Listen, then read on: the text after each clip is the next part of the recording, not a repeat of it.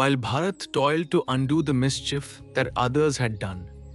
Life in the forest hut at Chitrakuta went on happily, with Lakshmana and Sita at his side. Rama wanted for nothing. The grandeur of the mountains, the beauty of the woods, and the sweet singing of the birds so filled his heart that he forgot the sorrow of his exile. Look, Sita, at those birds at play, Rama would say. See that rock upon the hill, veined with blue and yellow and red. Look at these flowering creepers. We feared the forest, not knowing how sweet it would be. And I am so happy here. And with all this joy, I have the peace of having kept my father's word. And over and above all, Rama said, I am glad that my brother Bharat rules the kingdom. We have the joy of duty done and a happy life besides. So Rama, free of all sorrow within himself, made Sita happy too. And often they would descend to the river Mandakini and pass sweet hours upon its banks. Look at the sand-hillocks and the swans playing among the lotuses. Rama would say by the river, the stream is as lovely as yourself. Beloved, see the rishis bathing there, offering hymns to the sun, and the flowers falling from the boughs upon the water. Even the river in Kuber's kingdom cannot match this. This hill is our Ayodhya. Rama would say, the birds and beasts are our subjects, and the Mandakini are Saryu. With you and Lakshman by my side, I am content. How pleasant to see the animals drink without fear. Bathing here, eating fruits and roots, roaming the woods. Why should I ever think of kingdom or power? Thus, in the company of Sita and Lakshman, Rama spent his happy days.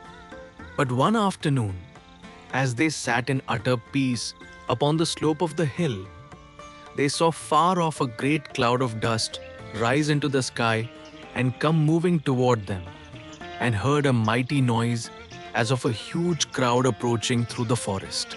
The forest animals stampeded this way and that in fear, and it seemed as though an army had entered the woods. Do you hear that noise, Lakshman? Rama said. The elephants and bison and deer are running in terror. What can it be? Some king come hunting or a fierce beast on the prowl? Climb up and see. Lakshman climbed a tall tree and gazed all around. Far to the north, he saw a great army advancing, a full host of chariots, elephants, horses, and foot soldiers, with flags flying and in complete battle formation. He called down to Rama in warning, alarm rising in his voice at the sight. A great army is coming, brother, with banners flying and in full array.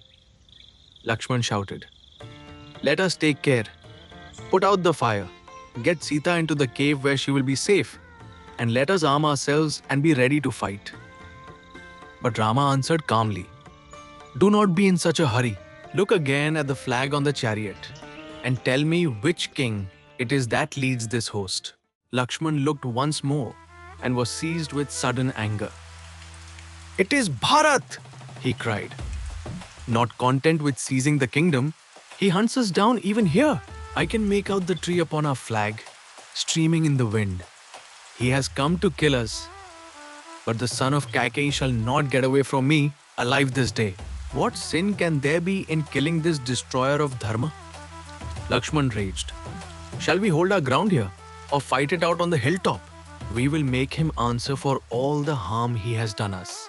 With him his mother's greed shall perish too. Soon you shall see the forest tracks run red, and Bharat brought down like a tree uprooted by an elephant. Rama moved to calm his brother's fury. I know you could destroy the 7 worlds if you wished, he said gently. You could easily slay Bharat and his army. But consider first, by disobeying our father, killing our brother, and earning eternal infamy, What good could we gain by battling for a kingdom? What we gain by killing our kinsfolk is like food mixed with poison. Rama said, "For whom do we seek wealth and kingdom, if not for those we love, whose joy is our own? What joy is there in a throne you cannot share with your dear ones? I will never look upon power that you, Bharat, and Shatrughna cannot enjoy with me. I know why Bharat comes." Rama said, "He knows the way of Dharma and comes to give the kingdom to me. Had he been in Ayodhya, he would have dissuaded Kaikeyi and saved our father his sorrow.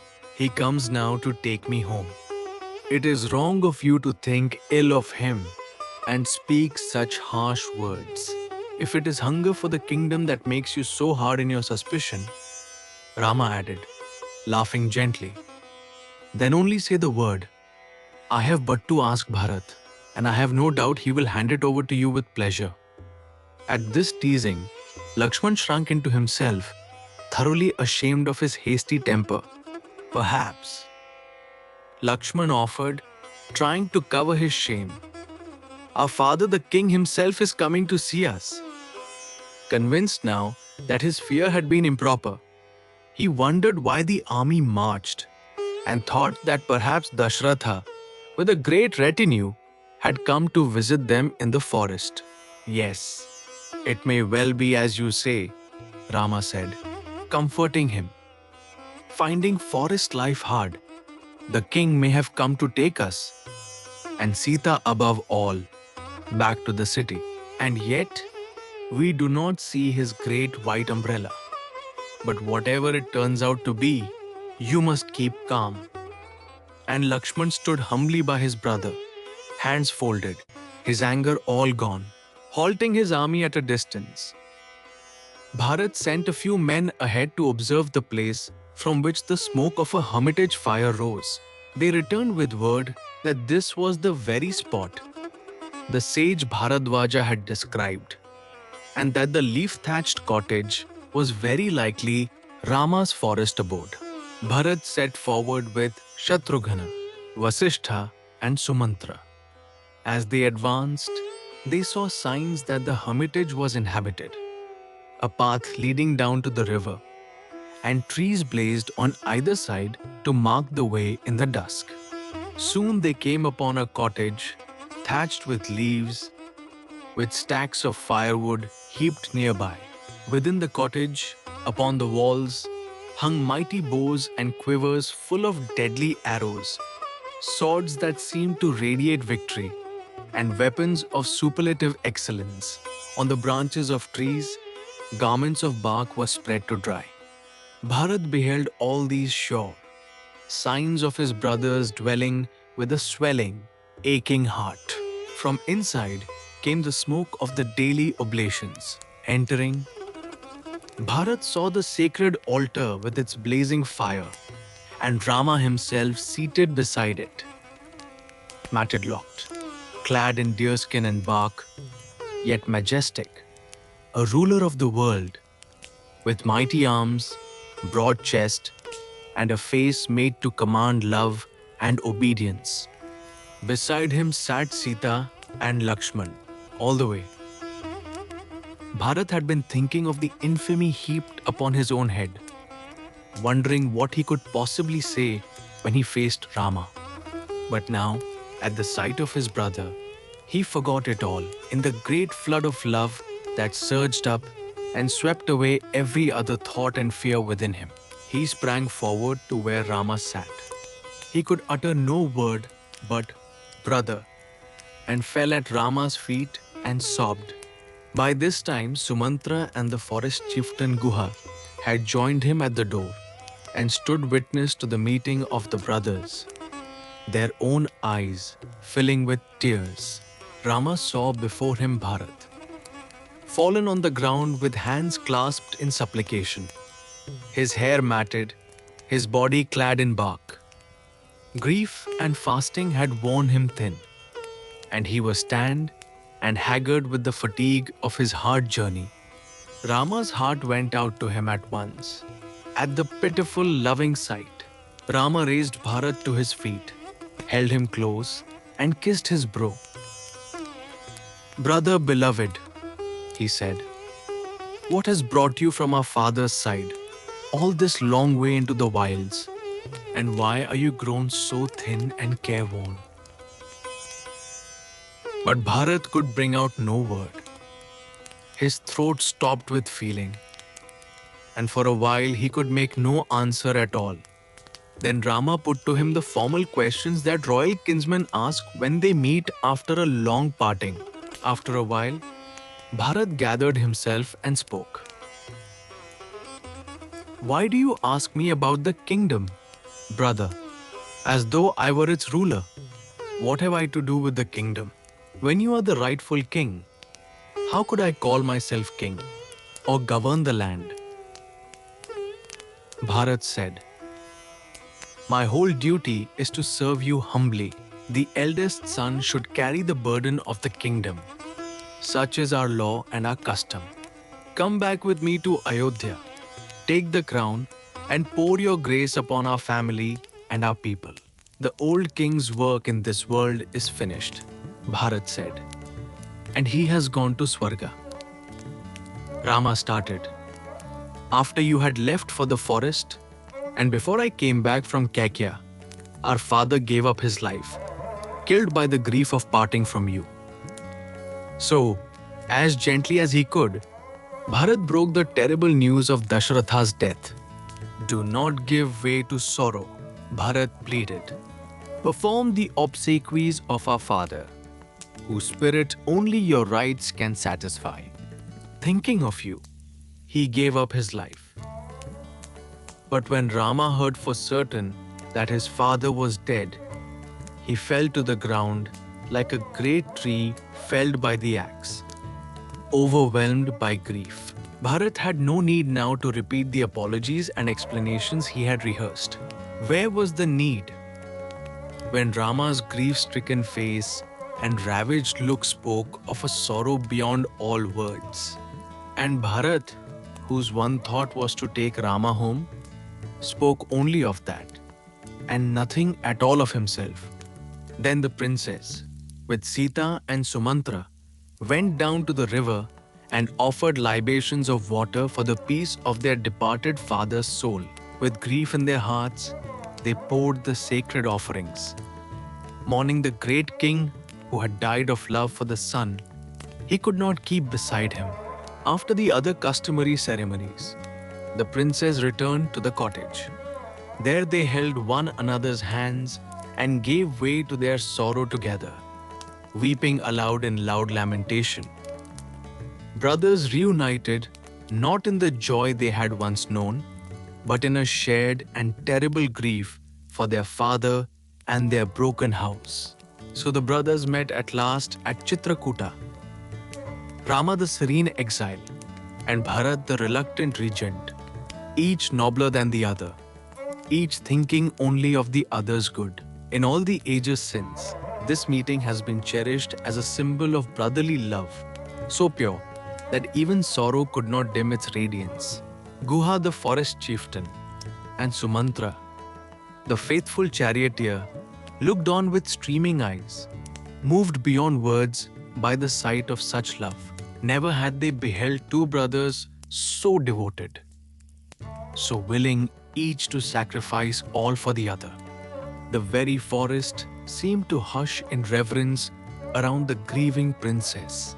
For a while, grief held them all silent. The fire burned low in the little hut, and the night deepened over Chitrakuta.